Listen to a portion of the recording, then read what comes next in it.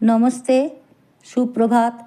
हौसला वार्ता रेडियो से संवाद पाठ कर रही हूँ मीता सरकार, धनबाद से। आज शनिवार 17 जनवरी 2026।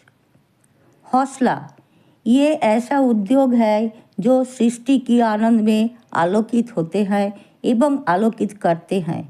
आज के दिन में एक इतिबाचक उद्योगी संस्था जहां सृजनशील कार्यक्रम वो तथा सांस्कृतिक, शिक्षा, मानविक और आर्थिक विकास का भी समन्वय कराते हैं।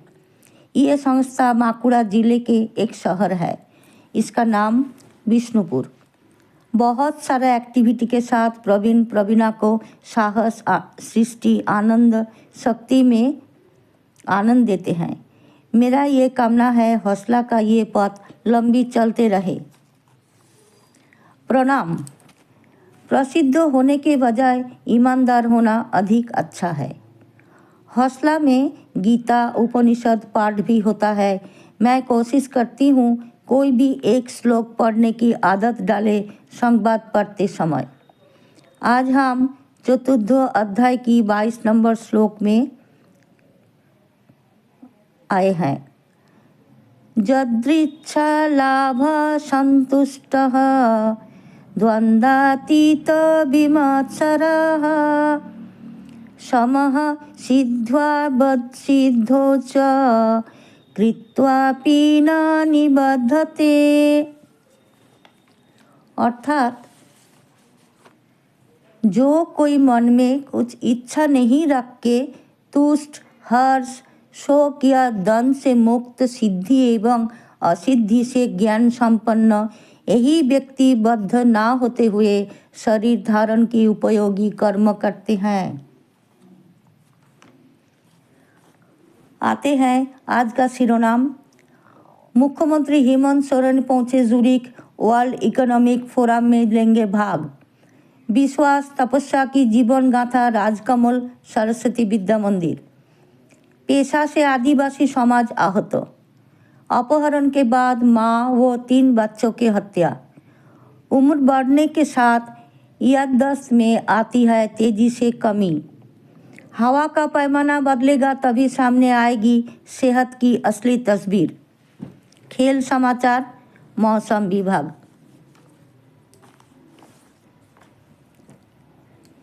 मुख्यमंत्री हेमंत सोरेन पहुंचे जूरिक, वर्ल्ड इकोनॉमिक फोरम में लेंगे भाग। मुख्यमंत्री हेमंत सोरेन अंतर्राष्ट्रीय दौरे के तहत गुरुवार को स्विट्जरलैंड के जूरिक पहुंचे। जूरिक आगमन पर भारत के राजदूत मृदुल कुमार ने मुख्यमंत्री हेमंत सोरेन और राज्य के मुख्य सचिव अविनाश कुमार का स्वागत किया। इस अवसर पर मुख्यमंत्री ने कहा कि राजनयिकों द्वारा मिले गर्मजोशी भरे स्वागत से वह अभिभूत है। मुख्यमंत्री के नेतृत्व में प्रतिनिधिमंडल आगामी दिनों में दावोस से प्रस्तावित वर्ल्ड इकोनॉमिक फोरम में हिस्सा लेगा। इस वैश्विक मंच पर मुख्यमंत्री झारखंड के आर्थिक संभावनाओं, निवेश अवसरों और विकास मॉडल की अंतर्राष्ट्रीय उद्योगपतियों, नीति निर्माताओं और वैश्विक संस्थाओं के समक्ष प्रस्तुत करेंगे। जूरिक पहुंचने के बाद मुख्यमंत्री ने कहा कि झारखंड प्रकृति के साथ सामंजस्य स्थापित करते हुए विकास का पक्षधर रहा है। राज्य सरकार का लक्ष्य ऐसा विकास मॉडल अपनाना है जिसमें आर्थिक प्रगति के साथ पर्यावरण संरक्षण और सामाजिक संतुलन भी सुनिश्चित हो। राज्य सरकार को उम्मीद है कि वर्ल्ड इकोनॉमिक फोरम जैसे वैश्विक मंच पर भागीदारी झारखंड के लिए निवेश आकर्षित करने, नई तकनीकी की अपनाएं और अंतर्राष्ट्रीय सहयोग की मजबूत करने का महत्वपूर्ण अवसर है। इस दौरे के दौरान राज्य के उद्योग, नवीकरणीय ऊर्जा, IT और कौशल विकास जैसे क्षेत्रों में ठोस निवेश प्रस्ताव मिल सकते हैं।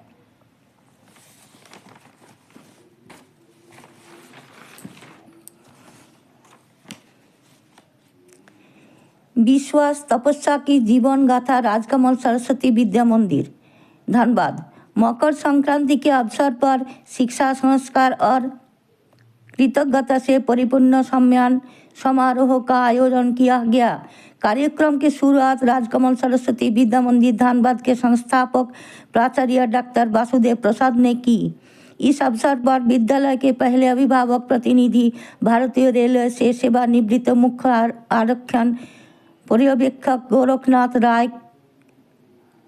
राय की उनके आवास पर सम्मानित किया गया। डॉक्टर वासुदेव प्रसाद ने बताया कि राजकमल सरस्वती विद्या मंदिर की स्थापना 20 जुलाई 1978 गुरु पूर्णिमा के दिन हुई थी। ये संस्थान केवल ईंट पत्थर की नहीं बल्कि अभिभावकों, समिति सदस्यों, विद्यार्थियों और शिक्षकों के विश्वास, त्याग और तपस्या की जीवन गाथा है।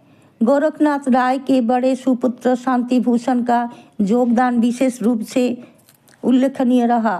वे विद्यालय के पहले बैच 1987 के विद्यार्थी हैं और वर्तमान में इंदौर टनल इंजीनियरिंग परियोजना में एक प्रतिष्ठित भूगर्भशास्त्री के रूप में कार्यरत है।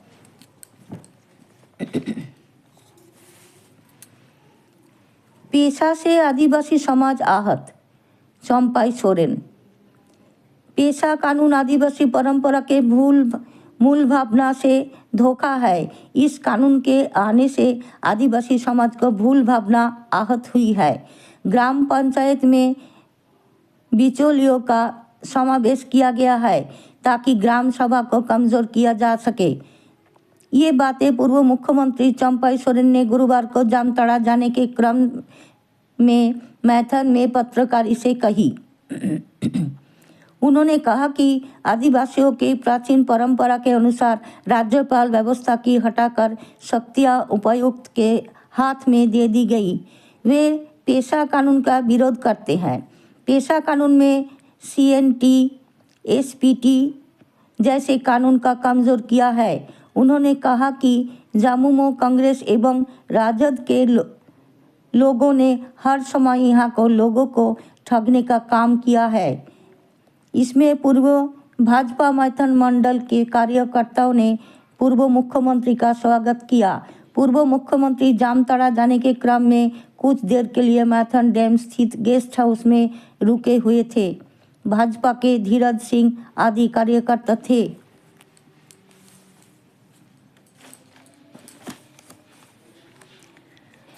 अपहरण के बाद मां व 3 बच्चों की हत्या।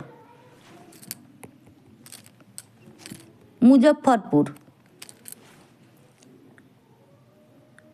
अहियापुर थाना क्षेत्र में 10 जनवरी की अपहृत महिला एवं उनके 3 बच्चों की हत्या कर शव को बूढ़ी गंडक नदी में फेंक दिया गया। गुरुवार पूर्वाह्न करीब 11 बजे चांदबरा पुल के नीचे सभी के शव आपस में एक ही पीले कपड़े से बंधे मिले।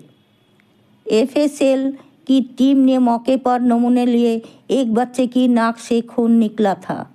मृतक के स्वजन ने घटनास्थल पहुंचे शवों को पहचान पियर थाना क्षेत्र में बगाही निवासी कृष्ण मोहन कुमार की पत्नी ममता देवी, पुत्र आदित्य एवं अंकुश और बेटी कृति कुमारी। चारों को अपहरण के बाद जिन नंबरों से फोन आया था उससे एक व्यक्ति को पहचान पुलिस ने कर ली थी। वो औराई का है। उसे हिरासत में लेकर पुलिस पूछताछ कर रही है। देर शाम चारों का पोस्टमार्टम कर दिया गया। मुंह व गला दबाकर हत्या की आशंका जताई जा रही है। घटना की सूचना पर SSP कांतेश कुमार मिश्रा व City SP मोहितबुल्लाह अंसारी मौके पर पहुंचे। उन्होंने SDPO 2 विनीता सिन्हा और अहियापुर थानाध्यक्ष रोहन कुमार से जानकारी लेते हुए घटनास्थल का मुआयना किया। ममता के पति अहियापुर थाना क्षेत्र की बकरी में किराए के मकान में रहकर ऑटो चलाने वाले कृष्ण मोहन कुमार से भी जानकारी ली। कृष्ण मोहन ने पुलिस को कार्यशैली पर भी सवाल उठाया। कहा कि अगर पुलिस ने शिकायत मिलने के साथ ही सक्रियता दिखाई होती तो शायद चारों का जान नहीं जाती। उसने दावा किया कि सुनियोजित तरीके से हत्या की गई है।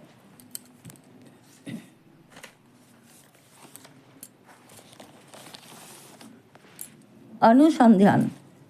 बुजुर्गों में कमजोरी और अवसाद होने पर बढ़ जाता है डिमेंशिया का खतरा। एक अध्ययन में सामने आया है कि कमजोर और अवसादग्रस्त बुजुर्गों में डिमेंशिया का जोखिम अधिक हो सकता है। ये दोनों कारक मिलकर फुल जोखिम का 17% योगदान देते हैं। यह अध्ययन जनरल साइकियाट्रिस्ट पत्रिका के प्रकाशित हुआ है। निष्कर्ष में कहा गया है कि कमजोर और अवसाद अपने आप में डिमेंशिया के जोखिम के बढ़ाते हैं। अगर दोनों स्थितियां हो तो किसी व्यक्ति को सामान्य व्यक्ति की तुलना में डिमेंशिया विकसित होने का खतरा 3 गुना अधिक होता है। यह अध्ययन चीन के झोजियान विश्वविद्यालय के शोधकर्ताओं ने किया। शोधकर्ताओं ने सलाह दे दी कि बुजुर्ग में कमजोरी और अवसाद का नियमित रूप से आकलन किया जाना चाहिए, क्योंकि उनके शारीरिक और मानसिक स्वास्थ्य में सुधार डिमेंशिया के जोखिम का कम करने से मदद कर सकता है। पिछले प्रकाशित शोध ने मुख्य रूप से शारीरिक कमजोरी या अवसाद और डिमेंशिया के जोखिम के बीच व्यक्तिगत संबंध पर ध्यान केंद्रित किया था।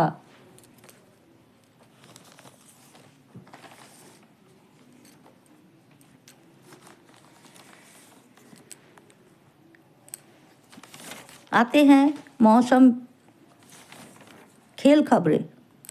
लक्ष्य क्वार्टर फाइनल में पहुंचे। खेल संवाददाता नई दिल्ली। पूर्व चैंपियन लक्ष्य सेन ने अपनी मजबूत डिफेंस और आक्रामक खेल का बेहतरीन मिश्रण दिखाते हुए जापान का केंटा निशिमोतो को हराकर India open super 750 badminton tournament के क्वार्टर फाइनल में जगह बना ली।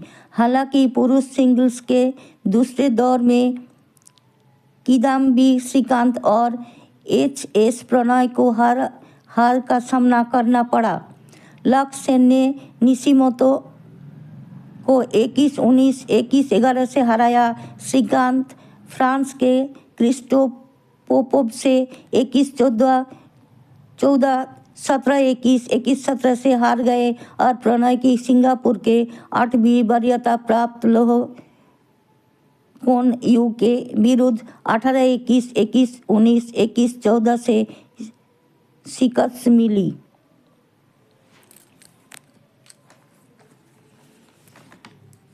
आज का मौसम अगले दिन के दौरान न्यूनतम तापमान में किसी बड़े बदलाव की संभावना नहीं है। सुबह देर तक कोहरा छाने के बाद मौसम शुष्क रहेगा। रात में कनकनी रहेगी। अधिकतम 25 डिग्री सेल्सियस, न्यूनतम 8 डिग्री सेल्सियस। आज का समाचार यहीं समाप्त होते हैं। नमस्ते, सब खुश रहिए।